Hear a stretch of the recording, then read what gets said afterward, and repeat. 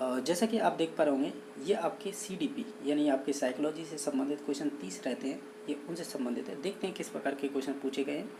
Question number आपका पहला पूछा है, वो इस प्रकार पूछा है कि जीन पियाजे के अनुसार बालक औपचारिक सक्रियात्मक अवस्था में, और यानी कह सकते हैं जो आपकी फॉर्मल स्टेज है उसकी एक विशेषता पूछी है। अगर इन चार ऑप्शनों को ध्यान से देखें तो ऑप्शन नंबर 1 सही हो जाएगा, यानी अमूर्त एवं परिकल्पित तार्किकता और प्रतिज्ञप्ति चिंतन करने में समर्थ होता है। तो ये आपकी औपचारिक सक्रियात्मक की एक विशेषता है। इसके अलावा बी नंबर ऑप्शन है या 2 नंबर ऑप्शन है, ये आपके पूर्व सक्रियात्मक से संबंधित हो जाएगा, यानी जिसे प्री ऑपरेशनल स्टेज बोलते हैं। सेकंड में या सेकंड हो गया। थर्ड ऑप्शन में से अगर नहीं को हटाते आप तो ये आपकी मूर्त सक्रियात्मक जिसकी 7 से 11 उम्र होती है, ये उसकी विशेषता है। और जो 4 नंबर ऑप्शन है ये आपकी प्री ऑपरेशन स्टेज की विशेषता हो जाएगी, ठीक है, यानी पूर्व सक्रियात्मक जिसकी उम्र 2 से 7 हुआ करती है। हमें केवल ये पूछा था औपचारिक सक्रियात्मक की व्यवस्था की विशेषता क्या है, तो वो 1 नंबर ऑप्शन हो जाएगा। क्वेश्चन नंबर सेकंड है, वो इस प्रकार पूछा है, ये रीट में पूछा हुआ क्वेश्चन है, इन्होंने अलग तरीके से पूछा है इसे। लिखते समय किसी बालक द्वारा पेन या पेंसिल को पकड़ने के लिए उंगलियों के उपयोग से पूर्व अपने पूरे हाथ का प्रयोग विकास के किस सिद्धांत को निरूपित करता है। हम कह सकते हैं इस क्वेश्चन को पूछने का तरीका ये है कि पहले वो पूरे हाथ से कोई काम करता है, फिर उसके बाद वो उंगलियों से करता है, तो हम कह सकते हैं सामान्य से विशिष्ट की ओर जा रहा है ये। तो ये प्रॉक्सिमो डिस्टल से संबंधित है। और इस प्रकार का रीट पे भी क्वेश्चन बना है जिसमें 2 ऑप्शन राइट माने थे। जिन्होंने 2018 का क्वेश्चन पेपर देखा वो जानते होंगे। इसमें एक सेपेलोपोडल और पूछा है, इसका मतलब होता है ऊपर कह सकते हैं सिर से पैर की ओर विकास। प्रॉक्सिमो डिस्टल का मतलब होता है केंद्र से सिरों की ओर या केंद्र से बाहर की ओर। तो इस प्रकार ये क्वेश्चन था, इसका राइट आंसर हो जाएगा 3 नंबर ऑप्शन। क्वेश्चन नंबर 3 था कि यूरी ब्राउन फैन ब्रेनर के मतानुसार सामाजिक प्रथाएं और सांस्कृतिक मूल बालक के किस पारिस्थितिकी तंत्र के उदाहरण हैं। अगर इन ऑप्शनों को ध्यान से देखें तो जो आपके यूरी ब्राउन हैं, इन्होंने एक इकोलॉजी मॉडल दिया था, आपको देखा होगा पढ़ के भी, या NCERT बुक में भी दे रखा है ये, और RBS की बुक दोनों में ही दे रखा है। तो इन्होंने 5 भागों में बांटे थे, जिसमें से बताना है कि ये किस भाग की विशेषता है। तो ये आपकी हो जाएगी मैक्रो सिस्टम की। मैक्रो सिस्टम आता है आपकी 4 नंबर की स्टेज होती है। पहली आती है आपकी माइक्रो, जैसे माइक्रो सिस्टम बोलेंगे पूरा नाम, तो माइक्रो सिस्टम पे सेकंड आती है मीजो सिस्टम, थर्ड आती है एक्जो सिस्टम, और फोर्थ आती है मैक्रो। ये मैक्रो की विशेषता है। इसके बाद एक और आती है क्रोनो स्टेज, ठीक है, क्रोनो सिस्टम बोलते हैं उसे। तो इसका तो ऑप्शन नंबर 6 सही हो जाएगा। इस प्रकार का रीट में अभी तक क्वेश्चन नहीं बना है, ठीक है, और जिन्होंने देख रहे हैं वो उन्हें मालूम भी होगा, इस प्रकार का कोई क्वेश्चन नहीं पूछा गया है। क्वेश्चन नंबर 4 इस प्रकार पूछा है कि निम्नलिखित में से कौन सी विशेषता एक प्रतिभाशाली बालक की है। अगर इन ऑप्शनों को अगर ध्यान से देखेंगे ना तो ऑप्शन नंबर 4 सही हो जाएगा, यानी शीघ्रता एवं स्वतंत्र रूप से सीखने की योग्यता, ये आपके एक प्रतिभाशाली बालक की विशेषता हो जाएगी। बाकी जैसे कि धारा प्रवाह में पढ़ने में कमी, तो ये पिछड़े बालक की विशेषता हो सकती है। मौलिक संसाधनों के बारे में सोचने की क्षमता है, ये सृजनात्मक बालक की विशेषता हो सकती है। आसानी से विचलित होने वाले, आपने देखा होगा जैसे कि बहुत सारी डिसेबिलिटी पाई जाती है, तो उन बालकों की एक विशेषता होती है आसानी से विचलित हो जाने वालों की, ठीक है। तो इसका तो ऑप्शन नंबर 4 सही हो जाएगा। क्वेश्चन नंबर आपका 5वां था, कोहलबर्ग के अनुसार नैतिक विकास की एक ऐसी अवस्था जिसमें कोई व्यक्ति अपनी नैतिकता को वर्तमान में प्रचलित सामाजिक मानदंडों तथा या अथवा नियमों के अनुरूप आंकता है कि नैतिकता का कौन सा स्तर कहा गया है। तो हम जानते हैं लॉ एंड ऑर्डर यानी सामाजिक सम्मान की अवस्था की बात करते हैं, तो ये आपके लेवल 2 में आता है। लेवल 2 का मतलब ये है परंपरागत स्तर। आपने देखा होगा लेवल 1, लेवल 2, यानी हम ऐसे बोले शुरू का मतलब ये है मेरा कि आपके कोहलबर्ग ने जो मॉरल थ्योरी दी थी तो उसमें 3 लेवल बताए थे, 6 स्टेज बताई थी। तो 3 लेवल में जो सेकंड लेवल था वो आपके परंपरागत था। इसमें आपके 2 स्टेज बांटी थी, 3 नंबर की और 4 नंबर की। 3 नंबर की स्टेज वो थी कि गुड गर्ल नाइस बॉयज़, और आपका 4 नंबर की स्टेज की विशेषता थी लॉ एंड ऑर्डर, जैसे इसे हिंदी में हम दूसरे शब्दों में बोल सकते हैं सामाजिक सम्मान की अवस्था, ये उसकी ही विशेषता एक है, ठीक है। तो इस वजह से इसका ऑप्शन नंबर बी सही हो जाएगा। क्वेश्चन नंबर नेक्स्ट है 6वां, निम्नलिखित में से मुख्य प्रक्रिया नहीं है जिसके द्वारा अर्थपूर्ण अधिगम को गठित होता है। अगर इन 4 ऑप्शनों को देखें तो ऑप्शन नंबर 4 सही हो जाएगा, यानी तथ्यों को रटना एवं कंटेस्ट करना, ये अर्थपूर्ण या मीनफुल अधिगम की एक विशेषता नहीं होगी, ठीक है, ऐसे बोल सकते हैं, यानी अर्थपूर्ण अधिगम की गठित की एक विशेषता नहीं होगी, तो वो ऑप्शन नंबर 4 सही हो जाएगा। यानी ये नेगेटिव पॉइंट था, तो हमें यही चूज करना था। अब क्वेश्चन नंबर नेक्स्ट है जो 7 नंबर, वो इस प्रकार पूछा है, जैसा कि आप देख पा रहे होंगे। इसमें पूछा है कि निम्नलिखित कथनों में से असत्य कथन को चयन कीजिए, यानी जो गलत है वो चूज करना है। अगर इन ऑप्शनों को देखें, ये कह रहा है मानव जीवन का आरंभ है मूलतः एक कोष एक गुना से होता है, ये बात सही है। सेकंड है जीन को आनुवंशिकता की इकाई माना जाता है या कहा जाता है, ये भी बात सही है। मानव विकास को प्रभावित करने वाला वंशानुक्रम एक वातावरणीय कारक है। इस स्टेटमेंट को देखो यहाँ से, ये गलत है, क्योंकि वंशानुक्रम अलग चीज़ होती है, यानी पेरेंट्स के जो भी लक्षण हैं वो बच्चों में आना, और वातावरण अलग कारक है, वो अपना इफेक्ट दिखाता है जब बच्चा जन्म लेके वातावरण के अंदर आता है। ठीक है, तो ये दोनों ही अलग अलग कारक हैं। इन्होंने कहा है कि जो वंशानुक्रम है ये वातावरणीय कारक है, तो ये गलत हो जाएगा। बाकी 4 नंबर ऑप्शन था, मेंडल को आनुवंशिकी का जनक कहा जाता है, यानी हेरिडिटी का फादर कहा जाता है, ऐसे कह सकते हैं, तो ये बात सही है। तो ऑप्शन नंबर इसका 3 सही हो जाएगा। क्वेश्चन नंबर नेक्स्ट है, जो 8वें नंबर क्वेश्चन पूछा है, ये कह रहा है, क्वेश्चन इस प्रकार है कि एरिक्सन के मनोसामाजिक सिद्धांत की वह अवस्था पहल बनाम अपराध बोध का संबंध विकास की किस अवस्था में माना गया है। ये तीसरे नंबर की स्टेज है, वो स्टेज है, ये आपके एरिक्सन से संबंधित है। तो ये पहल बनाम अपराध की अवस्था होती है, ये आपकी 4 से 6 वर्ष होती है, 4 से 6 वर्ष। और 4 से 6 वर्ष को हम क्या बोलते हैं, हम बोलते हैं पूर्व बाल्यावस्था। तो 4 से 6 वर्ष पूर्व बाल्यावस्था, यानी ये अपराध यानी पहल बना अपराध से संबंधित एक विशेषता है एरिक्सन की, और ये तीसरे नंबर की स्टेज है। ठीक है, इन्होंने 8 भागों में बांटा था, यानी 8 स्टेज में अपने सिद्धांत को। ठीक है, इंपॉर्टेंट रहती है 4 नंबर की स्टेज, 5 नंबर की स्टेज और पहली स्टेज, और इन्होंने पूछा है तीसरी स्टेज से क्वेश्चन। ठीक है, तो इसका राइट आंसर क्या हो जाएगा, पूर्व बाल्यावस्था। क्वेश्चन नंबर नेक्स्ट है कि अधिगम की विशेषता नहीं है। अगर इन 4 ऑप्शनों को ध्यान से देखें तो अधिगम सदैव बाह्य दृष्टिगत होता है, ये कहना गलत हो जाएगा। ठीक है, बाकी सभी ऑप्शन इसके सही थे, तो ऑप्शन नंबर 3 गलत हो जाएगा। क्वेश्चन नंबर 10वां था कि रॉबर्ट गेन के अनुसार अधिगम का सर्वोच्च स्तर कौन सा होता है। तो इन्होंने भी अपनी जो सीखने की पदानुक्रमी थी उसको इन्होंने 8 भागों में बांटा था सीखने के, जिसमें से पहला क्या था, संकेत अधिगम था। ठीक है, तो लास्ट कौन सा था, क्या पूछा है इन्होंने, सर्वोच्च स्तर पूछा है ना, तो वो समस्या समाधान हो जाएगा। यही लास्ट स्टेज था इनका। शुरुआत संकेत अधिगम से होती है, लास्ट होती है आपकी कह सकते हैं सर्वोच्च स्तर कह सकते हैं, वो समस्या समाधान हो जाएगा। ठीक है, तो ऑप्शन नंबर इसका बी सही हो जाएगा। ठीक है, क्वेश्चन नंबर, जैसा कि देख पा रहे होंगे, आपको सूची फर्स्ट से सेकंड को मिलान करना है। एक तरफ दे रखे हैं मनोवैज्ञानिक, दूसरी तरफ दे रखे हैं उनसे संबंधित संप्रदाय या उनके सिद्धांत।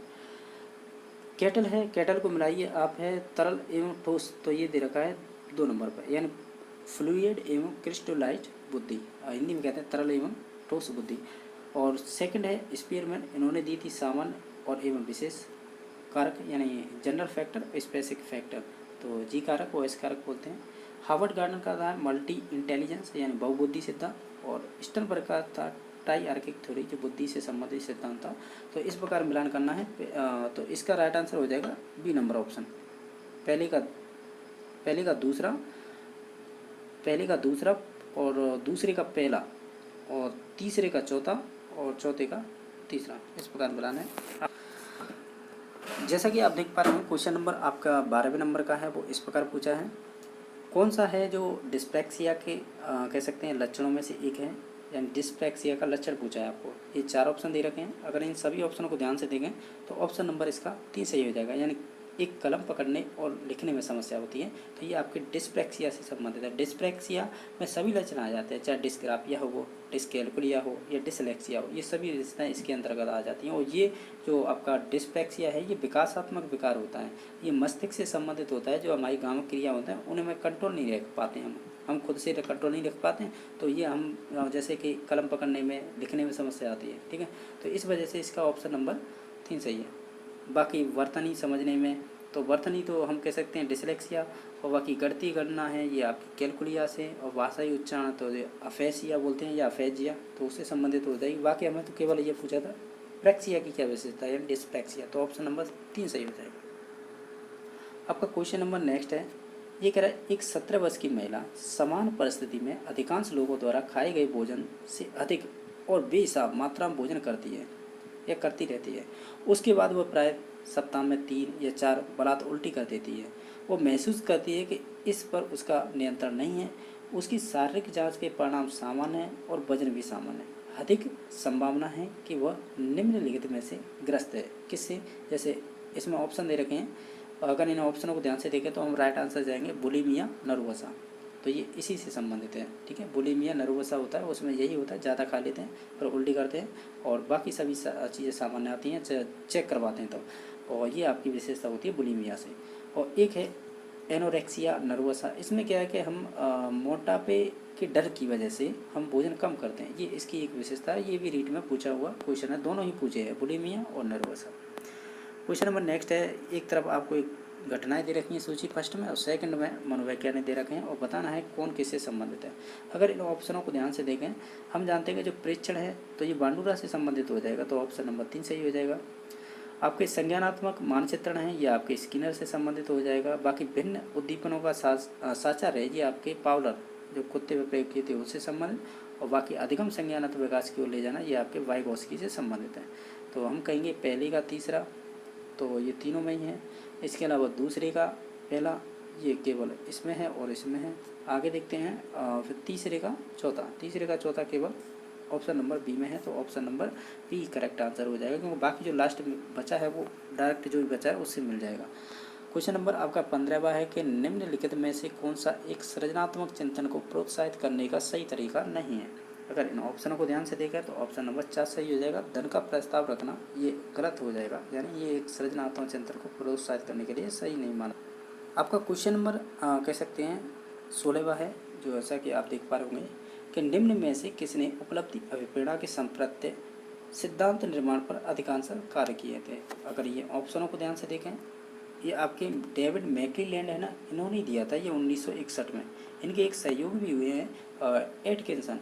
तो हम कह सकते हैं मूलतः सिद्धांत तो आपके डेविड मैक्लीलैंड ने ही दिया था, लेकिन सहयोगी रहे थे आपके एटकिंसन। ये भी रीट में पूछा हुआ क्वेश्चन है। क्वेश्चन नंबर नेक्स्ट है कि बांडुरा के सामाजिक अधिगम सिद्धांत का प्रमुख केंद्र क्या रहा था। अगर इन सभी ऑप्शनों को ध्यान से देखें तो ऑप्शन नंबर 3 सही हो जाएगा, यानी नैतिक व्यवहार। परीक्षण की बात करते हैं, ऑब्जर्वेशन की बात करते हैं, यानी बच्चा है दूसरे को अनुकरण करके सीखता है। बाकी देखा जाए तो देखो नैतिक संवेग की बात नहीं की है। नैतिक तर्क की बात करें तो ये आपकी मॉरल रीजनिंग है, ये आपके संबंधित हो जाती है आपके लॉरेंस कोलबर्ग से।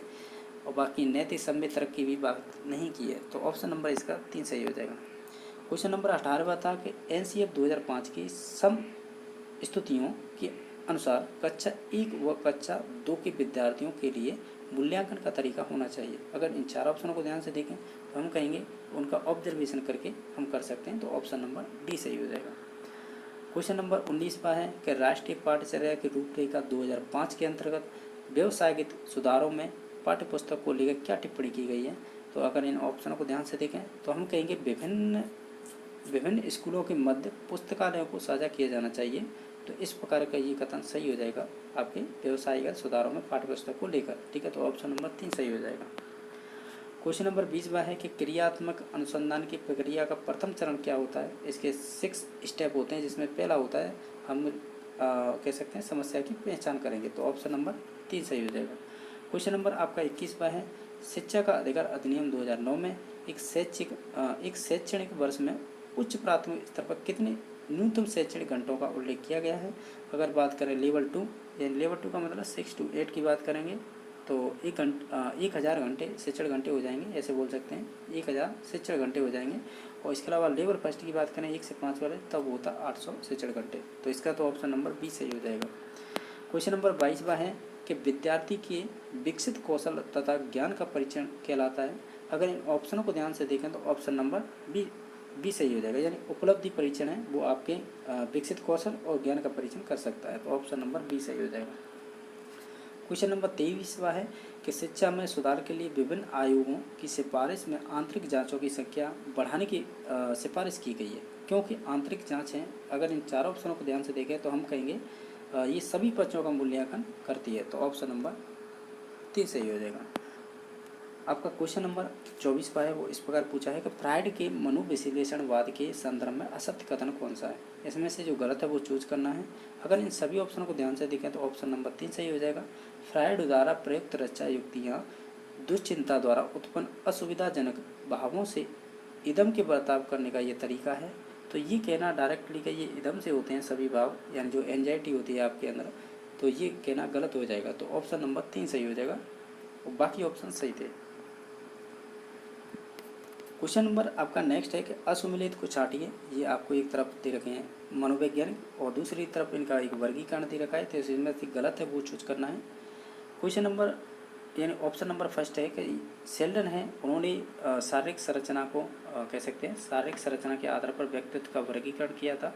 तो ये कहना सही है, क्योंकि इन्होंने शारीरिक संरचना के आधार पर बांटा था।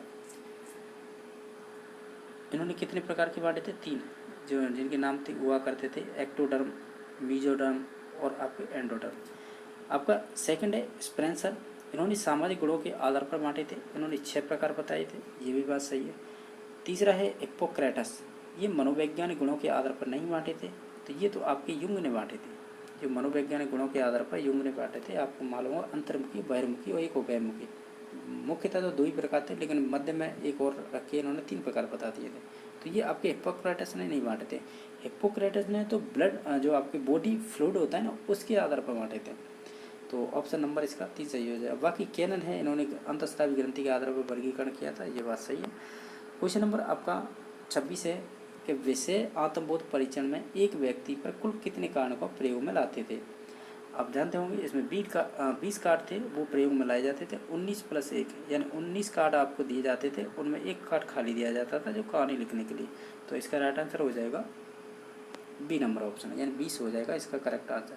क्योंकि इसमें टीएटी में कुल कार्डों की संख्या नहीं पूछी है, इसमें पूछा है प्रयोग में कितने आते थे, तो वो 20 आते थे, ठीक है। और बाकी इसके टोटल कार्ड तो 30 हुआ करते थे, जिसमें 31 भी बोल देते हैं, 30 + 1 एक खाली कार्ड भी दिया जाता है, लेकिन यहाँ पर कुल कार्ड नहीं पूछे हैं, इस वजह से इसका ऑप्शन नंबर बी सही हो गया। आपका क्वेश्चन नंबर 27वां है, वो इस प्रकार पूछा है कि निम्नलिखित में से शाब्दिक सामूहिक परीक्षण का दोष है। अगर इन 4 ऑप्शनों को ध्यान से देखें तो ये सभी दोष हैं, तो ऑप्शन नंबर 4 सही हो जाएगा। क्वेश्चन नंबर 28वां है, और इस प्रकार पूछा है कि समायोजन की प्रत्यक्ष युक्ति नहीं है। अगर इन ऑप्शनों को ध्यान से देखें तो ऑप्शन नंबर 4 सही हो जाएगा, क्योंकि इसमें प्रत्यक्ष की एक भी विधि नहीं है, बाकी सभी अप्रत्यक्ष विधि है, जैसे उदात्तीकरण, परमीकरण, दमन। क्वेश्चन नंबर आपका 29 है, निम्नलिखित में से बाल अपराध का कारण नहीं है, यानी इनमें से बाल अपराध का कौन सा कारण नहीं है वो चूज करना है। अगर इन ऑप्शनों को ध्यान से देखें तो हम कहेंगे विद्यालय में शैक्षिक गतिविधियों का आयोजन करना, ये आपके एक बाल अपराध का एक कारण नहीं होगी, तो ऑप्शन नंबर 2 सही हो जाएगा। क्वेश्चन नंबर आपका नेक्स्ट है, व्यक्तिगत भिन्नता का अध्ययन किया जा सकता है, तो हम कहेंगे उपलब्धि परीक्षण के द्वारा कर सकते हैं, व्यक्तिगत परीक्षण के द्वारा कर सकते हैं, और अभिक्षमता परीक्षण के द्वारा, यानी उपयुक्त सभी इसका राइट आंसर हो जाएगा। ये आपकी जिन्होंने हिंदी के रूप में फर्स्ट भाषा चूज की थी, ये उनसे संबंधित क्वेश्चन है। आपको एक गद्यांश दे रखा है, इसके आधार पर आपको 31 से 35 तक जो भी क्वेश्चन है वो आपके इस गद्यांश के आधार पर ही पूछे जाएंगे। आप एक बार गद्यांश को देख लीजिए, उसके बाद क्वेश्चनों को देखते हैं। जैसा कि क्वेश्चन नंबर 31 पूछा है आपसे, इसमें ये पूछा है आपसे कि महाकाव्य में समास होगा। आप जानते होंगे एक कर्मधारय समास की ये विशेषता होती है कि विशेष विशेषण की बात होती है तो उसमें हमेशा ही कर्मधारय समास होता है, तो महाकाव्य में आपका हो जाएगा समास कर्मधारय, तो ऑप्शन नंबर 2 सही हो जाएगा। क्वेश्चन नंबर आपका 32 है, वो इस प्रकार पूछा है कि आपको पूछा है रामायण में शब्द में संधि विच्छेद होगा, यानी रामायण का क्या संधि विच्छेद होगा। आप जानते होंगे इसमें व्यंजन संधि होती है, राम प्लस अयन इसका संधि विच्छेद हो जाएगा सही, ठीक है, तो ऑप्शन नंबर 3 सही हो जाएगा। क्वेश्चन नंबर 33 का है, ये कह रहा है कि निम्न में से कौन से या कौन सा शब्द प्रत्यय से निर्मित नहीं है, यानी जिसमें प्रत्यय नहीं वो चूज करना है। जैसे कि ऑप्शन नंबर है टीकाओं, इसमें प्रत्यय है, लिखित में इत हो जाएगा, नैतिक में इक हो जाएगा, तो अनपढ़ है ना, ये कह सकते हैं एक रूढ़ शब्द है, कह सकते हैं इसमें किसी भी प्रकार का कोई प्रत्यय का उपयोग नहीं किया गया है। क्वेश्चन नंबर आपका 34 है, निम्न में से कौन सा विलोम युग्म सही नहीं है वो चूज करना है। नैतिक से अनैतिक होता है, बिल्कुल सही बात है।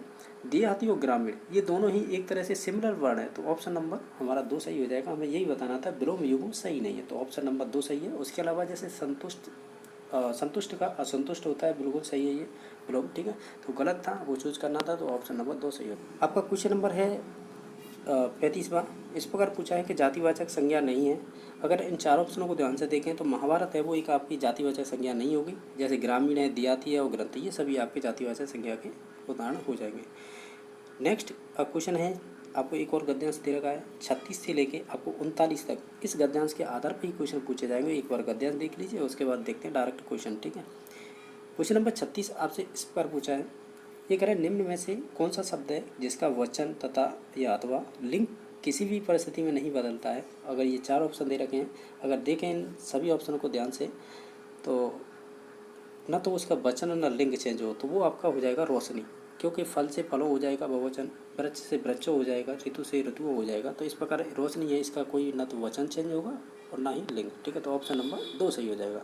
क्वेश्चन नंबर 37 पर है, निम्न में से कौन सा शब्द स्त्रीलिंग से असंगत है, यानी वो स्त्रीलिंग नहीं है, वो चूज करना है। तो इसमें से जो पानी है वो आपका कह सकते हैं स्त्रीलिंग नहीं है, बाकी जैसे प्रकृति, ऋतु, धूप, ये सभी आपके स्त्रीलिंग हो जाएंगे। नेक्स्ट क्वेश्चन नंबर 38 है, भारतीय मनीषी जंगल में रहना पसंद करते थे, वाक्य में कौन सा काल है। अगर इसे ध्यान से देखें, करते थे इस प्रकार के वाक्य आते हैं वो पूर्ण वाक्य में आते हैं, आसन से कोई संबंध नहीं है। ठीक है, और न सामान्य भूतकाल है ये और न अपूर्ण भूतकाल है। तो इस प्रकार इसका राइट आंसर सी सही हो जाएगा, यानी 3 नंबर ऑप्शन। क्वेश्चन नंबर 39 था कि सूर्य और चंद्र दर्शन नित्य और नैमित्तिक कार्यों में शुभ माना जाता है, रेखांकित शब्द का अर्थ क्या है। यानी आपको नैमित्तिक का आपको अर्थ पूछा है, यानी इस शब्द का अर्थ क्या है। अगर इन 4 ऑप्शनों को देखें तो हो जाएगा निमित्त से किया जाने वाला, तो ऑप्शन नंबर 2 सही हो जाएगा। आपका क्वेश्चन नंबर जैसा कि आप देख पा रहे होंगे, क्वेश्चन नंबर आपका 40वां है। इसमें पूछा है, दीपक का बड़ा भाई राकेश गायों को नहला रहा है, वाक्य में उद्देश्य का विस्तार है। अगर ध्यान से देखें, राकेश है यहाँ पर करता है, यानी ये उद्देश्य है। इससे पहले जो भी चीज़ है वो आपके विस्तार है उद्देश्य का। तो ऑप्शन नंबर 1 से ही सही हो जाएगा। दीपक का बड़ा भाई है ना, ये उद्देश्य का विस्तार है, यानी कर्ता का विस्तार है। तो ऑप्शन नंबर 1 ही सही रहेगा। ठीक है, क्वेश्चन नंबर 41 है कि अर्थ के आधार पर वाक्य का भेद नहीं है। आप जानते होंगे अर्थ के आधार पर 8 प्रकार के होते हैं। ठीक है, और रचना के आधार पर 3 प्रकार के। तो 3 प्रकार में से रचना के जो मिश्र वाक्य है वो आपके रचना के प्रकार में से पूछा है। बाकी ये संकेतार्थक, निषेधार्थक, इच्छार्थक, ये सभी आपके अर्थ के आधार पर वाक्य के प्रकार होते हैं, हमें पूछा है नहीं है। तो ऑप्शन नंबर 4 सही हो जाएगा। क्वेश्चन नंबर 42 है, कुएं में भांग पड़ना मुहावरे का क्या अर्थ है। अगर इन ऑप्शनों को ध्यान से देखें तो ऑप्शन नंबर 1 सही हो जाएगा। ये कह सकते हैं सबकी बुद्धि मारे जाना या सबकी बुद्धि मारा जाना। ठीक है, तो ऑप्शन नंबर 1 सही हो जाएगा। क्वेश्चन नंबर 43 पता लोकांकित नहीं है, वो चूज करनी है। अगर लोकांकित नहीं है तो निश्चित तौर से वो आपका एक मुहावरा होगा। तो आस्तीन का सांप होना ये आपका मुहावरा है, बाकी सभी चीज़ें वो लोकांकित हैं। क्वेश्चन नंबर आपका 44 पर है कि उद्धरण चिन्ह है। इसमें से आपको अगर ध्यान से देखें ऑप्शनों को तो ऑप्शन नंबर 1 सही हो जाएगा, क्योंकि एक गहरा उद्धरण चिन्ह है। तो ऑप्शन नंबर 1 सही है। क्वेश्चन नंबर आपका 45 है, कठोर मेहनत करने वाले आप। इस अंडरलाइन को देखो, आप पे जाके रुकिए और आप है एक सर्वनाम। हमें पूछा है पदबंध क्या है, तो वो सर्वनाम पदबंध हो जाएगा। इस प्रकार का आपने बाकी के प्रकार पढ़ते हैं तब पदबंध भी पढ़े होंगे। क्वेश्चन नंबर 46 है, वह कथा जो मूल कथा में आए वाक्यांश के लिए एक शब्द होगा। यानी ये है आपका एकल, यानी एकल शब्द आपको बताना है इसका कि एक शब्द क्या होगा। वाक्यांश के लिए एक शब्द पूछे जाते हैं, तो उस प्रकार का ये स्टेटमेंट है कि वह कथा जो मूल कथा में आए तो हम उसे अंतर कथा कहते हैं, यानी ऑप्शन नंबर 1 सही हो जाएगा। क्वेश्चन नंबर 47 है कि कौन सा शब्द तत्सम नहीं है। अगर इन सभी ऑप्शनों को देखें, जो रानी है वो तत्सम नहीं है। इसके अलावा शर्करा, अग्निकार, ये सभी आपके तत्सम हो जाएंगे।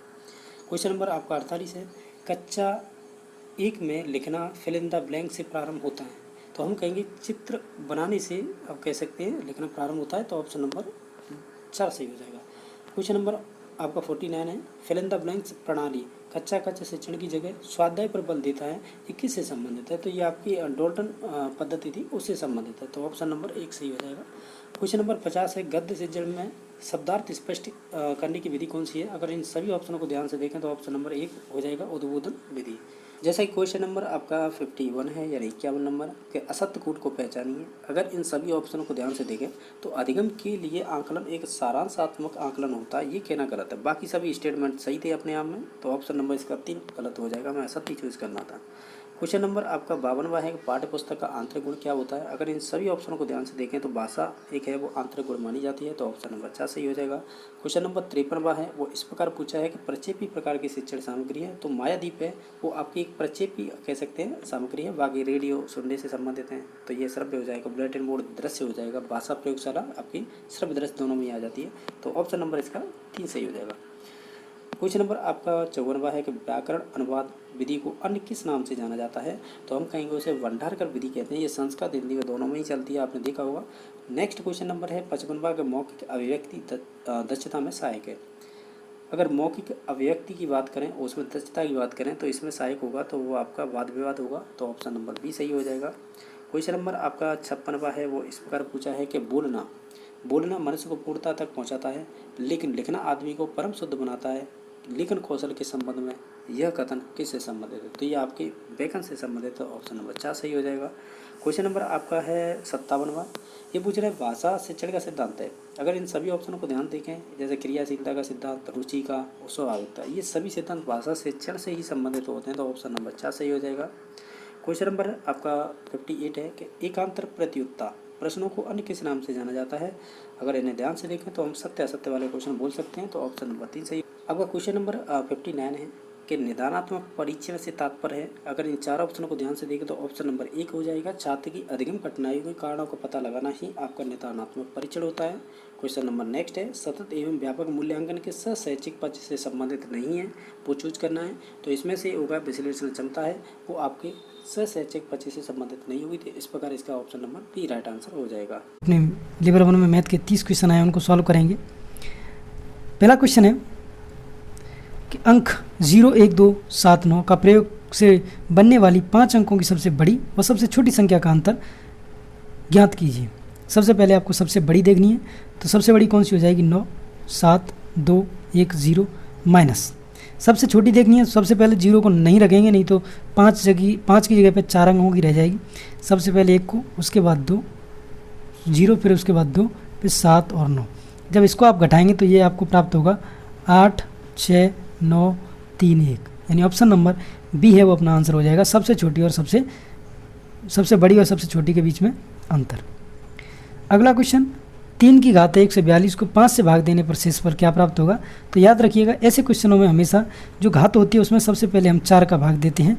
तो 4 का इसमें भाग देंगे तो देखिएगा 3 बार, 4 × 12, 2 बचा शेष, यहाँ पे 22 हो गया। 22 में जब 4 का भाग देंगे तो 5 बार यानी 20, तो क्या बचा शेष? 2। याद रखिएगा, ये जो 2 शेष बचेगा उसकी जो भी संख्या होती है उसमें घात लगा देते हैं, यानी शेष बचा है 2, तो ये जो 3 दे रखी है उसकी घात हो गई 2। तो इसको सॉल्व करेंगे तो ये हो जाएगा 9। अब 9 में आपको 5 का भाग देना है, कितनी बार जाएगा? 1 बार। शेष क्या बचेगा? 4। तो ऑप्शन नंबर डी अपना आंसर हो जाएगा। इस प्रकार से इसको सॉल्व करते हैं। क्वेश्चन नंबर 93 देखिएगा कि निम्न में से असत्य कथन देखना है कि सभी पूर्ण संख्याएँ पूर्णांक होती हैं। सभी जो पूर्ण संख्या हैं वो पूर्णांक होती हैं, ये सही बात है।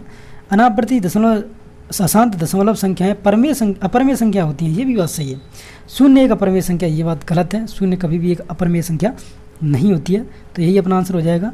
चौथे को देखते हैं, किसी भी संख्या का योज्य प्रतिलोम 0 होता है। हाँ बिल्कुल, कोई भी संख्या हो, जैसे 3 है, अगर उसमें 0 जोड़ देंगे तो 3 ही आ जाएगा। तो यानी योज्य तत्समक हमेशा सभी संख्या का 0 होता है। तो ऑप्शन नंबर सी है वो अपना आंसर हो जाएगा यहाँ पे। क्वेश्चन नंबर 94 देखिएगा, ये जो संख्या है उसका प्रसारित रूप लिखना है। तो आपको पता होगा 9 है, सबसे पहले कितने का गुणा करेंगे? 1000 का, तो ये 9000 होगा। प्लस 0 को लिखें या ना लिखें कोई फ़ायदा नहीं है। उसके बाद है 90, तो इसको क्या लिख सकते हैं? 9 × 10, यही 90 हो गया। प्लस पॉइंट के बाद देखिए जो भी होती है उस संख्या के नीचे 100 की जो संख्या होती है उनका गुणा किया जाता है, तो इसको आप लिख सकते हैं 9/10 प्लस। अब पॉइंट के बाद ये जो बाद लास्ट वाली 9 है उसकी दूरी कितनी है? तो 1, 2, 3, 4, यानी इसके नीचे आपको 4 0 लिखनी है। तो 1, 2, 3, 4, बस आपको मैं ऑप्शन मेंशन करना है। ये 9000, ये 90 है, ये 9000 है, इसमें भी 90 है। ये 9 के नीचे 10 है, तो देखिएगा 9 के नीचे 10 किस में है? सॉरी 9 के नीचे 10 नहीं आएगी, 9 के नीचे 100 आएगी यहाँ पे। सॉरी देखिएगा यहाँ पे 100 आएगी, क्योंकि ये जो 0.09 है ना कि 0.9 है। तो 9 के नीचे 100 देखिएगा इसमें भी है, और 9 के नीचे 10,000 इसमें है। तो ऑप्शन नंबर सी है वो अपना आंसर हो जाएगा। ये तो आपको प्रसार करना तो आता ही होगा, काफ़ी इजी था। अगला क्वेश्चन है कि 25 पैसे के 24 सिक्कों का मूल्य बराबर नहीं है। तो सबसे पहले आपको देखना है कि अगर 25 पैसे हैं, ठीक है, उसका अगर 24 से गुणा किया जाए तो ये आ जाएगा 600 पैसे। जब इसके आप रुपए बनाएंगे तो ये आ जाएगा 6 रुपये। आपको ऑप्शन चेक करते जाना है और देखना है किस में 6 रुपये बन रहे हैं और किस में 6 रुपये नहीं बन रहे हैं। 2 रुपये का एक सिक्का यानी 2 रुपये ही हो गए। 1 रुपये के 3 सिक्के यानी 3 रुपये हो गए, और 25 पैसे के 4 सिक्के यानी 1 रुपया हो गया। जब टोटल हो जाएगा तो ये टोटल हो जाएगा 6 रुपये। यानी ये तो है पहला ऑप्शन तो है जिसमें जो रुपए हैं वो 6 रुपये बन रहे हैं। दूसरे ऑप्शन को देखते हैं, देखिएगा 2 रुपये के 2 सिक्के यानी 4 रुपये हो गए, ठीक है, 2 रुपये के 2 सिक्के 4 रुपये हो गए, प्लस 1 रुपये का एक सिक्का यानी ये 1 रुपया हो गया। 50 पैसे के 4 सिक्के, देखिएगा जब 50 पैसे के 4 सिक्के जुड़ेंगे तो ये 2 रुपये हो जाएंगे, और जब इन सब को टोटल करेंगे तो ये तो 7 रुपये हो रहे हैं, जबकि कितने टोटल होने चाहिए 6 रुपये। तो यही क्या है, बराबर नहीं है, यानी गलत है। ऑप्शन नंबर बी है वो अपना गलत हो जाएगा। क्वेश्चन नंबर है कि किसी भिन्न के हर अंश से 3 अधिक है, ठीक है। यदि अंश में 1 जोड़ दिया जाए तथा हर में भी 1 जोड़ दिया जाए तो मूल भिन्न बदल कर 2/3 हो जाती है, तो मूल भिन्न ज्ञात कीजिए। सबसे पहले आपको क्या करना है, अंश ये है, ठीक है, जो हर है वो अंश से 3 अधिक है। अंश अगर x माना है तो हर x + 3 होगी। ये क्या है, ये हमारी मूल भिन्न है, याद रखिएगा। अब वो कह रहा है अंश में 1 जोड़ दिया जाए और हर में भी 1 जोड़ दिया जाए, ठीक है। अब क्या करना है, x + 1 कर देना है, और जो x + 3 था जो हर था उसमें भी 1 जोड़ देंगे, और ये कितना आना चाहिए, 2/3 आना चाहिए। तो देखिएगा बस इसको सॉल्व करना है आपको। इसका इधर मल्टीप्लाई कर देंगे तो ये आ जाएगा 3x + 3 बराबर, देखिएगा ये टोटल आ गया 4, तो x + 4 का आपको गुणा करना है इधर 2 से, तो ये आ जाएगा 2x प्लस ये 4 बना था, 4 का 2 से करेंगे तो 8। जब 2x को इधर लाएंगे इस साइड में पक्षांतरण करके, और 3 को इधर ले जाएंगे पक्षांतरण करके, तो ये हो जाएगा, देखिएगा 3x - 2x बराबर 8 - 3, ठीक है। तो x बराबर क्या आ गया, 5। तो क्या करना है आपको, मूल भिन्न देखनी है। अपनी मूल भिन्न क्या थी, x/x + 3, ठीक है। तो बस x का मान कितना आ गया, 5। तो x/x + 3 यानी 5 + 3, तो यह क्या आ गया, 5/8, यानी 5/8 हमारी मूल भिन्न हो जाएगी। ऑप्शन नंबर बी अपना आंसर हो जाएगा, 5/8। अगला क्वेश्चन है 97। दी गई संख्याओं का आरोही क्रम लिखना है। आरोही क्रम लिखना है, आपको पता है कि यही सभी ऑप्शन में यही दे रखा है, तो आपको क्या करना है, सबका भाग दे के देखना है। तो देखिएगा ये तीनों जो संख्याएं हैं वो संख्या देखिए कौन कौन सी हैं। 3/10, 3/10, ठीक है। ये है 4/15 और ये है 1/3। जब आप इसका भाग देंगे तो इस 0.3 आ जाएगा, ये 0.26 आ रहा है, ये 0.3 आ रहा है। आपको क्या लिखना है, आरोही क्रम यानी छोटे से बड़े क्रम के रूप में लिखना है। तो आपको देखते ही पता चल रहा होगा कि सबसे छोटी संख्या है वो 0.26 वाली है, और ये संख्या थी वो थी 4/15। तो सबसे छोटी पहले लिख ली, उसके बाद 0.3 होगा इससे बड़ा तो 3/10 लिख लिया, उससे बड़ा 0.33 होगा तो 1/3 लिख लिया। तो ये क्या हो जाएगा, आरोही क्रम हो जाएगा अपना। तो ऑप्शन नंबर देखिएगा, और 3/10 और 1/3 ये आरोही क्रम है। ऑप्शन नंबर डी अपना सही आंसर हो जाएगा। नेक्स्ट क्वेश्चन है, देखिएगा क्वेश्चन नंबर 98। n + 10 यहाँ हैं तो n के संभावित मानों की संख्या कितनी होगी। तो n के जो संभावित मान होंगे वो होंगे 1, यानी option number B. Question number 99 कि वह छोटी से छोटी संख्या ज्ञात कीजिए जो 12, 15, 20 और 54 से विभाजित करने पर प्रत्येक मामले में 8 शेष बचे। तो याद रखिएगा, अगर ऐसा क्वेश्चन कभी आता है तो ये जो संख्या दे रखी हैं उनका हमेशा लिया जाता है एलसीएम। इनका जब आप एलसीएम लेंगे इस प्रकार से तो ये आ जाएगा 540, और शेष क्या बचता है 8, तो इसमें अब 8 जोड़ देंगे तो ये आ जाएगा 548, यानी ये जो संख्या हो जाएगी वो हो जाएगी D, option number D 548। Question number 100 देखिएगा कि दो संख्याएं 3:5 के अनुपात में हैं, उन संख्याओं का लसा इतना दिया गया है तो उनका मसा आपको ज्ञात करना है। देखिएगा इसका किस प्रकार से निकालेंगे लसा। मान लीजिए कि सार्वधातुक अनुपात में आपने मान रखा है x, आपने जो सार्वधातुक अनुपात है उसको x मान रखा है, ठीक है। और तो संख्या क्या बनेगी 3x और 5x, 3x और 5x का आपको एलसीएम निकालना है। तो ये एलसीएम निकालेंगे तो ये आ जाएगा 3 × 5 × x यानी 15x, और क्वेश्चन में दे रखा है एलसीएम 75। तो अपन क्या करेंगे, इस 15x को बराबर 75 के बराबर रख देंगे। ऐसा जब रखेंगे तो x बराबर अपना आ जाएगा 5। देखिएगा x बराबर अपना कितना आ चुका है, 5 आ चुका है। तो संख्या कौन सी हो जाएंगी 15 और 25, ठीक है। 15, 25 संख्या हो गई। अब वो हमसे क्या पूछ रहा है, मसा पूछ रहा है। तो देखिएगा 15 के जब आप गुणनखंड करेंगे तो 3 × 5 आएंगे, 25 के गुणनखंड करेंगे तो 5 × 5 आएंगे, और दोनों में क्या आ रहा है कॉमन 5, तो 5 ही क्या हो गया यहाँ पे मसा हो गया। तो जो संख्या 15 और 25 निकल के आई हैं उनका मसा कितना हो गया 5। तो ऑप्शन नंबर बी अपना आंसर हो जाएगा यहाँ पे। नेक्स्ट क्वेश्चन है, देखिएगा कि अमित ने 20% की हानि पर किसी वस्तु को इतने रुपए में बेचा तो वस्तु का क्रय मूल्य क्या होगा। देखिएगा 100 रुपये की कोई चीज़ थी, 20% की हानि हो गई तो 80% ही तो बची। 80% किसके बराबर है? 280 के बराबर। तो फिर 1% किसके बराबर होगा? तो क्या करेंगे अपन, 1% अगर निकालना है तो 280/80, लेकिन हमको 100% क्रय मूल्य कितना होता है? 100%। तो 1% जब इतना है तो 100% कितना होगा?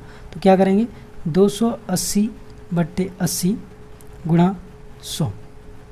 इसको हम आपस में काट लेंगे और जब आप काट लेंगे तो यहाँ पे आपका जो आंसर आ जाएगा वो आ जाएगा 350, ऑप्शन नंबर सी।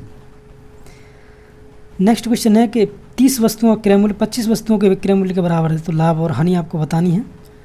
तो देखिएगा 30 वस्तुओं का जो क्रय मूल्य है वो 25 वस्तुओं के विक्रय मूल्य के बराबर है।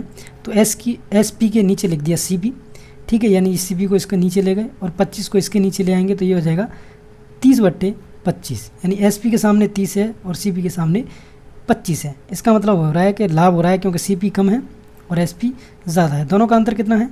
5 का, ठीक है। जब दोनों का अंतर 5 का है तो लाभ परसेंट क्या निकालेंगे? लाभ बटे क्रय मूल्य गुणा 100। तो लाभ कितना है? 5 का, क्रय मूल्य 25 गुणा 100, दोनों को गुणा करेंगे तो ये हो जाएगा 20%, यानी उसको लाभ कितना हो रहा है? 20%। ऑप्शन नंबर फर्स्ट अपना सही हो जाएगा, 20%। अगला क्वेश्चन है, देखिएगा 3680 रुपये की राशि 4% वार्षिक साधारण ब्याज की दर से 2 वर्ष और 6 माह में कितनी हो जाएगी? साधारण ब्याज निकालनी है, कुछ भी नहीं करना, PTR/100 निकालना है आपको। आपको पता होगा ये ब्याज का फॉर्मूला होता है, बस इस टाइम को चेंज करना है। तो 2 + 6/12 करेंगे तो 1/2 आ जाएगा। तो 2 + 1/2 को जब करेंगे तो ये आ जाएगा 5/2, बस इसको मान को रख देना। देखिएगा समय 2 + 6/12, इसको हमने वर्ष में चेंज कर लिया तो ये 5/2 आ गया। साधारण ब्याज का फॉर्मूला होता है PTR/100, तो ये मूलधन हो गया, ये दर हो गई, ये समय हो गया और नीचे 100 लिख दिया। जब इसको आप गुणा करेंगे तो 368 आ जाएगा, जो कि ब्याज है। तो फिर राशि कितनी होगी टोटल? ये जो राशि है वो ये इसके ऊपर ब्याज लगा है, जब इसको जोड़ देंगे तो 4048 आ जाएगा अपना आंसर, यानी ऑप्शन बी है वो अपना आंसर हो जाएगा 4048। अगले अगर क्वेश्चन की बात करें तो देखिएगा कि एक विद्यार्थी द्वारा गणित, विज्ञान और इतिहास में प्राप्त किए गए अंकों का औसत इतना है, ठीक है। यदि उसके भाषा के अंक भी जोड़ दिए जाते हैं तो औसत घटकर कितना हो जाता है? इतना। तो उसके द्वारा भाषा में प्राप्त अंक कितने हैं? औसत का सवाल है, तो देखिएगा किस प्रकार से होगा। सबसे पहले अपन निकालते हैं कि स्टार्टिंग में जो टोटल औसत था वो कितना था। स्टार्टिंग में जो टोटल औसत था वो कितना था? तो 3 गुणा 89 कर दिया तो 267 आ गया, जो कि स्टार्टिंग में क्या था? औसत था। भाषा अंक जोड़ने पर औसत कितना हो गया? तो ये हो गया 88.25। अब देखिएगा भाषा एक और जुड़ गई, टोटल अंक पहले तो ये थे, उसमें x और जोड़ दिया। हमको नहीं पता है कि भाषा के अंक कितने थे, लेकिन हमको पता है कि राशियों का योग बट्टे राशियों की संख्या होगी जो औसत होता है। तो ये तो राशि हो गई, पहले 3 राशि थी देखिएगा, अब भाषा और जोड़ दी गई है इसलिए नीचे आ गया 4। तो मैंने ये यही लिखा है कि औसत है वो क्या है? राशियों का योग बट्टे राशियों की संख्या के बराबर है। तो 267 + x/4 किसके बराबर हो गया? 88.25 के। यहाँ से जब आप इसको सॉल्व कर लेंगे तो x बराबर आ गया 86, यानी जो भाषा के जो अंक हैं वो कितने हैं? 86, ठीक है, ऑप्शन नंबर सी। यानी सबसे पहले आपको कुछ नहीं करना है, जो 89 दिया है उसका 3 से गुणा कर लिया, जिससे कि आपको टोटल मिल जाएगा। उसके बाद भाषा के अंक अलग से जोड़ें तो ये जो अंक हैं उनमें हम x जोड़ देंगे, क्योंकि राशियों का योग बट्टे राशियों की संख्या, यानी ये पहले 3 थी, एक जोड़ दिया तो 4 हो गया, नीचे 4 लिख दिया। अब ये जो पूरा औसत है वो किसके बराबर है? 88.25 के। बस इसको सॉल्व करना है। अगला क्वेश्चन देखिएगा कि 34 व्यक्ति किसी कार्य को 12 दिनों में कर सकते हैं। यह बताओ कि कितने और व्यक्ति काम पे लगाए जाएं कि यह कार्य 8 दिनों में समाप्त हो जाए। कितने दिनों में? 8 दिनों में इस काम को आपको समाप्त करना है। आपको पता होगा MDH का सूत्र क्या होता है, तो देखिएगा M1D1H1 M2D2H2। तो ये दे रखा है M में 34, ठीक है, पहले से ही 12 दिनों के लिए। अब वो कह रहा है कितने व्यक्ति और चाहिए, तो 34 तो पहले से ही थे, x और जोड़ दिया इसमें, और दिन कितने लगने चाहिए? 8, ठीक है। तो जब इसको सॉल्व करेंगे तो 51 आ जाएगा, इसको पूरे को सॉल्व करेंगे तो 34 + x आ जाएगा। यहाँ से जब x के मान को निकाल लेंगे तो ये आ जाएगा 17, यानी उसको कितने व्यक्तियों की ज़रूरत? अभी उसको 17 व्यक्तियों की ज़रूरत है, यानी ऑप्शन नंबर बी। अगला क्वेश्चन है, देखिएगा ध्यान से इस क्वेश्चन को। PQ समांतर आर के ऐसे, यानी ये समांतर इसके है। MXQ, जो MXQ है यानी ये जो है वो 135 है। M/R यानी ये जो कोण है ये वाला वो 40 का है, तो एक्स एम बाई आपको निकालना है, यानी ये वाला कोण निकालना है। तो इसके लिए आप क्या करेंगे, देखिएगा ये जो कोण दे रखा है उसने, ये जो कोण दे रखा है ये तो 135 का है, ये 40 का है। जब ये 40 का है तो देखिएगा ये हमने अपने मन से खींच ली है एक संख्या जो कि दोनों के समांतर है। तो ये जो कोण है और ये जो कोण है, यानी ये वाला कोण मैं आपको बता दूं, देखो ये वाला कोण, ये क्या है, आपस में समांतर हो जाएंगे। जब ये आपस में समांतर हो जाएगा इसका मतलब है कि ये जो कोण है ये वाला कोण ये भी कितने का हो जाएगा, 40 का। ठीक है, यानी कोण बी है वो कितना हो जाएगा, 40 का। अब देखिएगा इस कोण को, ठीक है, और साथ ही कोण इसको, देखिएगा इस वाले कोण को, यानी कोण जो ए है, जो कोण ए है ये वाला और ये वाला कोण, ये दोनों आपस में कैसे हैं, अंतःकोण है। अंतःकोणों का योग 180 होता है। तो कोण ए प्लस 135 बराबर 180।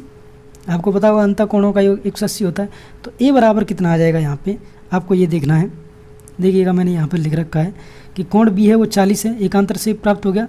कोण ए है वो 180 माइनस 135, अंतःकोण यानी संपूरक कोण होती हैं। तो कोण ए आ गया अपना 45 डिग्री। अब हमको क्या ज्ञात करना है, कोण एक्स एम बाई, तो दोनों को जोड़ देंगे ए प्लस बी को, तो 40 प्लस 45 इक्वल टू 85, यानी ये जो कोण है पूरा ये वाला कोण है वो कितने का आ जाएगा, 85 का आ जाएगा, जिसमें ए और बी को जोड़ दिया गया है। तो यहाँ से जो इसका आंसर बन जाएगा वो बन जाएगा ऑप्शन नंबर डी। अगला क्वेश्चन है, देखिएगा कि निम्न में से सत्य नहीं है। पूरक कोणों का योग 90 होता है, ये बात सही है। संपूरक कोणों का योग एक समकोण होता है, नहीं, एक समकोण नहीं होता, दो समकोण होता है। त्रिभुज के दो कोण सदैव न्यून कोण होते हैं, बिल्कुल सही बात है। ये दो समांतर रेखाओं 13 रेखा काटती है तो एकांतर कोण बराबर होते हैं, तो ये भी बात सही है। तो ऑप्शन नंबर बी अपना आंसर हो जाएगा, जो कि गलत है। नेक्स्ट क्वेश्चन है 160, देखिएगा कि निम्न में से बारंबारता सारणी के लिए 50 वर्ष से कम आयु वाले व्यक्तियों की संख्या कितनी है। तो देखते ही आपको पता चल रहा होगा, ये 20 से 30 वाले हैं, ये 30 से 40 वाले हैं, ये 40 से 50 वाले हैं। तो 50 से कम वालों में ये आ जाएंगे। जब आप इन सब को जोड़ दोगे तो देखिएगा ये आ जाएंगे अपने 28, यानी 8, 13 और 7 को जोड़ेंगे तो ये 28 आएगा। ऑप्शन नंबर सी अपना आंसर हो जाएगा। क्वेश्चन नंबर 109 की तरफ चलें तो देखिएगा कि एक त्रिभुज में हो सकते हैं, एक त्रिभुज में आपको देखना है दो समकोण हो सकते हैं। दो समकोण कभी नहीं हो सकते, क्योंकि त्रिभुज में हमेशा एक ही समकोण संभव है। दो समकोण हो जाएंगे तो वो 180 से ऊपर चला जाएगा, इसलिए ये तो नहीं हो सकता। दो अधिक कोण हो सकते हैं, कभी नहीं हो सकता, एक अधिक कोण होता है। एक अधिक से अधिक दो न्यून कोण हो सकते हैं, नहीं, 3 न्यून कोण हो सकते हैं, बिल्कुल हो सकते हैं। देखिएगा ये त्रिभुज है, इसमें क्या है, 3 न्यून कोण है। आपने अगर कुछ नहीं देखा होगा तो समबाहु त्रिभुज तो देखा होगा। समबाहु त्रिभुज में प्रत्येक कोण कितने का होता है, 60 डिग्री का, और 60 डिग्री का होता है मतलब 90 डिग्री से कम, यानी क्या होता है, न्यून कोण। तो तीनों कोण कैसे होते हैं, न्यून कोण होते हैं। तो इसीलिए एक त्रिभुज के बारे में ऑप्शन नंबर डी सबसे बेस्ट है।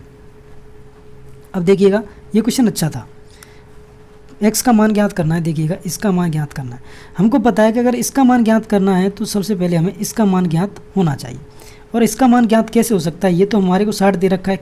अगर हमको किसी प्रकार से इसका मान मिल जाए तो हम इसको आराम से प्राप्त कर सकते हैं। तो देखिएगा सबसे पहले हम देखते हैं इस त्रिभुज, इस कोण को देखते हैं। देखिएगा ये आपस में क्या है, रेखिक कोण युग्म है दोनों, ये वाला और ये वाला। तो इधर वाला जब 120 का है तो इधर वाला कितने का हो जाएगा, 60 का, क्योंकि रेखिक कोण युग्मों का मान कितना होता है, 180। तो ये वाला जो कोण है वो हो जाएगा 60 का। ठीक है, अब आप इस त्रिभुज को देखिएगा पूरे को, तो ये 30 का दे रखा है, ये हमने 60 का निकाल लिया है। तो ये कितने का हो जाएगा, 180 में से घटा देंगे तो ये 60 है, इसमें 30 जोड़ देंगे तो 90 आ गया। और त्रिभुज के तीनों कोणों का योग कितना हो जाता है, 180। तो 180 में से 90 घटा देंगे तो ये कितने का आ जाएगा, 90 का। याद रखिएगा ये आ जाएगा 90 का, यानी ये जो कोण है वो 90 का अपना आ चुका है। अब देखिएगा ये कोण है, इस पे ये वाला कोण बन रहा है, तो ये आपस में कैसे हैं, रेखिक कोण युग्म। तो जब ये 90 का है तो ये भी कितने का हो जाएगा, 90, क्योंकि रेखिक कोण युग्मों का मान 180 होता है, इसलिए ये जो कोण है वो अपना प्राप्त हो चुका है 90 का। ठीक है, जब ये कोण 90 का प्राप्त हो चुका है, ठीक है, अब त्रिभुज इसकी बात करते हैं। इसमें ये 90 का प्राप्त हो चुका है, ये 60 का दे रखा है, तो टोटल कितना हो गया, 150। त्रिभुज के तीनों कोणों का योग कितना होता है, 180। जब 150 में से 180 को घटाएंगे, सॉरी 180 में से जब 150 को घटाएंगे तो ये आ जाएगा, सॉरी 30, याद रखिएगा ये 30 आ गया। 30 कौन सा आ गया, ये वाला, हमको पता है, देखिएगा ये सीधी रेखा है और ये इसमें से इस प्रकार से रेखा आ रही है, ये 30 का है, ये आपस में दोनों रेखा कोण युग्म हो जाएंगे, ये वाले दोनों। तो फिर ये 30 का है तो ये कितने का हो जाएगा, तो 180 में से 30 घटा देंगे तो ये आ जाएगा 150, यानी x का मान कितना हो गया 150। अगर आपकी समझ में नहीं आया है तो वीडियो को थोड़ा रिपीट करके देख सकते हैं। ऑप्शन नंबर डी इसका आंसर होगा। अच्छा क्वेश्चन था ये। क्वेश्चन नंबर 111 देखिए, यदि एक आयत का परिमाप इतना है और विकर्ण इतने हैं तो उसका क्षेत्रफल कितना होगा।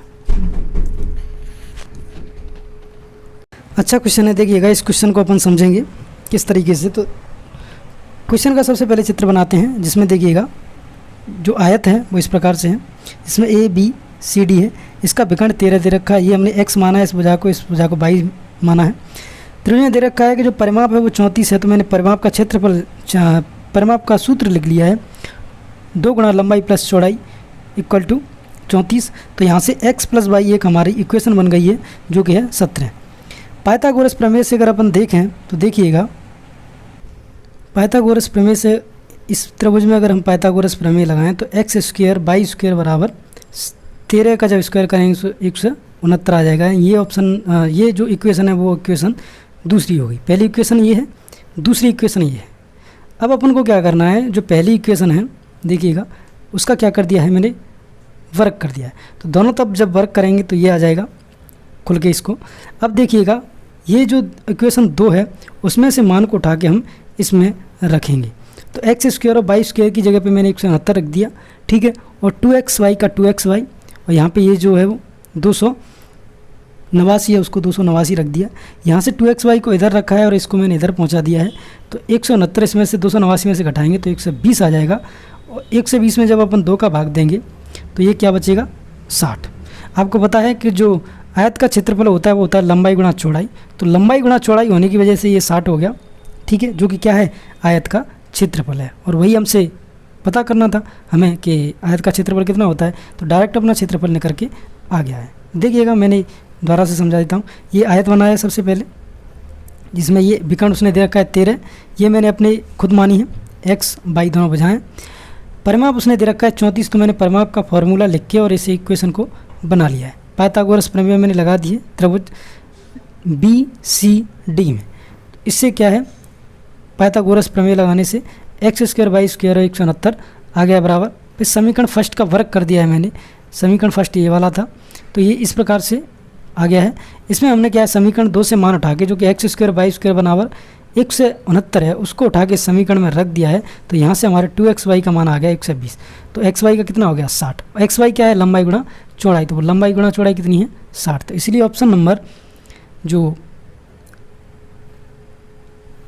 डी है वो अपना आंसर हो जाएगा 60, ठीक है। बहुत अच्छा क्वेश्चन था, और ऐसा क्वेश्चन पहले भी आया हुआ है, शायद 2016 में शायद ऐसा क्वेश्चन आया हुआ है। क्वेश्चन नंबर 112 देखिएगा। क्वेश्चन है देखिएगा कि एक खेत की लंबाई और चौड़ाई 80 और 60 मीटर दे रखी है। 15 मीटर लंबा और 8 मीटर चौड़ा 39 मीटर गहरा गड्ढा खोदा जाता है। उस गड्ढे से निकाली गई जो बालू यानी मिट्टी की है को शेष समान रूप से बिछा दिया जाता है। तो खेत में बिछाई गई मिट्टी की ऊंचाई क्या है।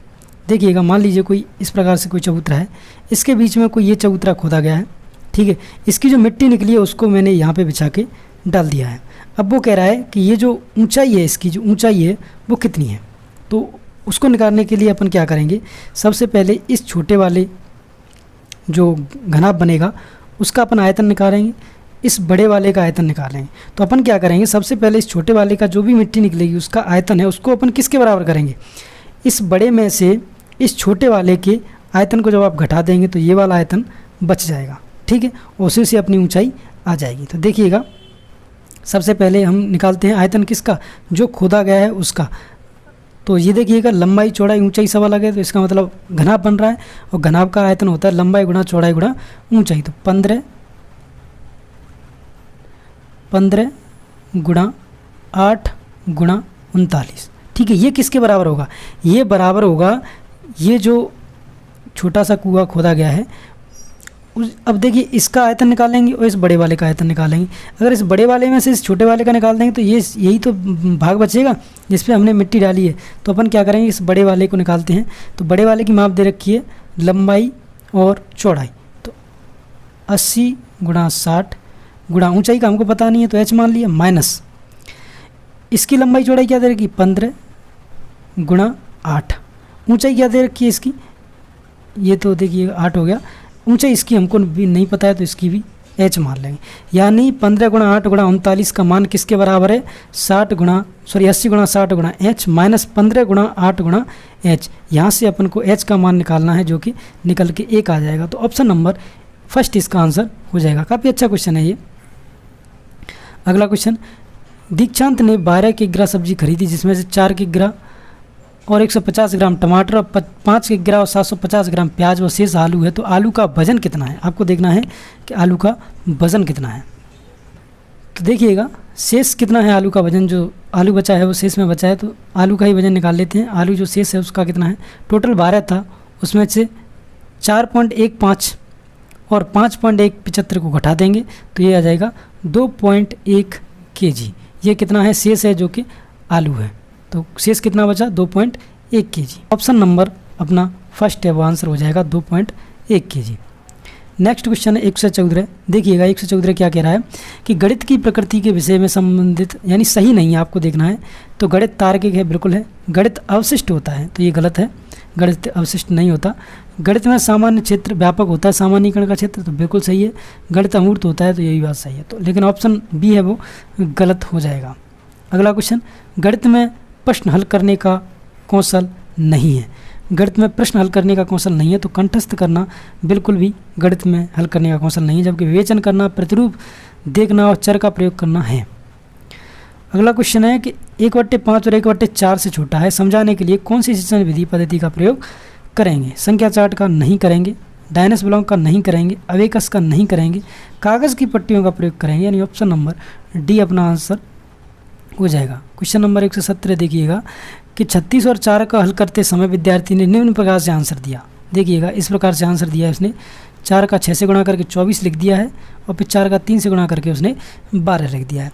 तो इसका मतलब क्या है, इसका मतलब ये है कि विद्यार्थी को इकाई व दाई की अवधारणा के बारे में कुछ नहीं पता है। इकाई दाई की धारणा के बारे में उसको नहीं पता, इसलिए उसने डायरेक्ट 12 और 24 आंसर लिख दिया है। तो ऑप्शन नंबर सी है वो इसका आंसर हो जाएगा। क्वेश्चन नंबर 118 है कि गणित विज्ञान का द्वारा व कुंजी है, यह परिभाषा किसने दी थी। तो आपको पता होगा इस परिभाषा को देने वाले थे रोजन बैंकन। नेक्स्ट क्वेश्चन जो कि 119 है कि गणित की भाषा के संबंध में असत्य कथन देखना है आपको। कौन सा असत्य कथन है, तो गणित में कथन हमेशा असंदिग्ध होते हैं, सही बात है। गणित की भाषा सरल एवं संक्षिप्त होती है, ये भी वही सही बात है।